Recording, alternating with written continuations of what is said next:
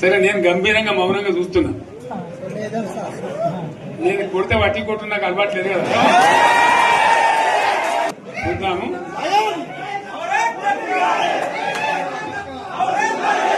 నా రోజులు కానీ అన్నట్టుగా నేను చూస్తా ఉన్నా. కానీ మనోళ్ళందరూ కూడా ప్రతిపాదిస్తుంది ఏంటంటే, ఒక సంవత్సరం జరిగిపోయింది, సంగమేశ్వర ఆన్నే పన్నది, బసవేశ్వర ఆన్నే పన్నది, పాలమూరు ఉత్పత్తుల పథకం ఆన్నే పన్నది, కాళేశ్వరం అట్లనే పెడుతున్నారు.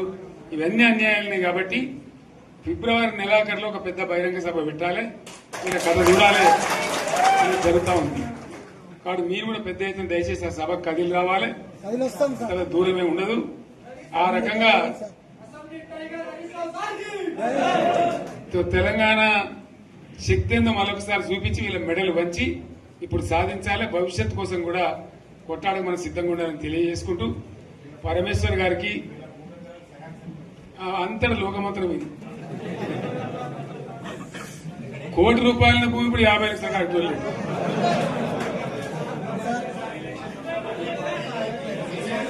ఈ ఒక్కని బాధ ఒక ఆయన వచ్చింది, మన ఒక ఆయన ఒక 10 మంది వచ్చారు హైదరాబాద్కి. అందులోకి 2 ముస్లిం సోదరులు వచ్చారు. साहब सो तबाह हो गया, इफलासी मुफलसी बच्चों क्या दबे हो गया. तुम्हारा क्या हुआ बहन, तुम्हारा क्या हुआ, तुम हैदराबाद में तुम लोग हैं.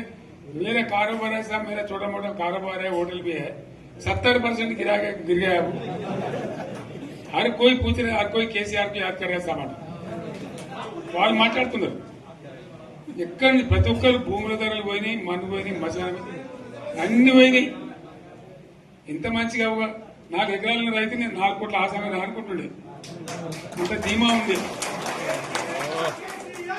ఎంత బాగుంటే హైదరాబాద్ నుంచి అడిగితే కూడా వచ్చి మనం ఇయ్యకపోదాం భూములు, డిమాండ్ పెరగానని. అంత బ్రహ్మాండంగా మారుమూల ప్రాంతంలో కూడా 40 లక్షలు 50 లక్షలు ఎకరానికి ఉండే. అటువంటిది సగానికి సగం పడిపోయి మొత్తం నాశనం చేశారు. వీళ్ళు ఇట్లే వదిలిపెడితే ఇంకింత నాశనం అవుతుంది. కాబట్టి మనం కొట్లాడాల్సిందే. నేను ఇంకొక మాట మీకు చెప్తా. ఎలక్షన్లలో నేను మస్తుగా చూసిన 50 ఏళ్లలో పార్టీలు గెలితే ఓడతాయి.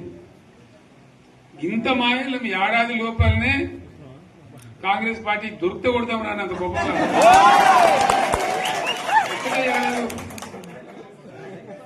ఇంకా వాళ్ళ పొంద తెలివికి నిన్న వారి పార్టీడే మంది పెట్టలు అదేందో పోలింగ్ పెట్టిన వాడు చూసారా మీరు?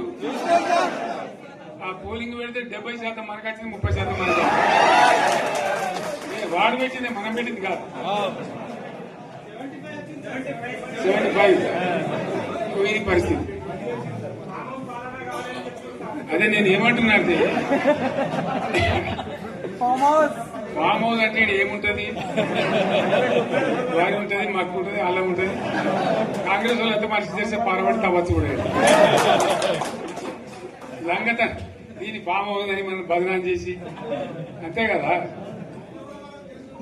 నేను ఏమంటున్నా అంటే, అన్ని మప్పులు వీడిపోయినట్టు ప్రజలకు అన్ని తెలిసిపోతున్నాయి.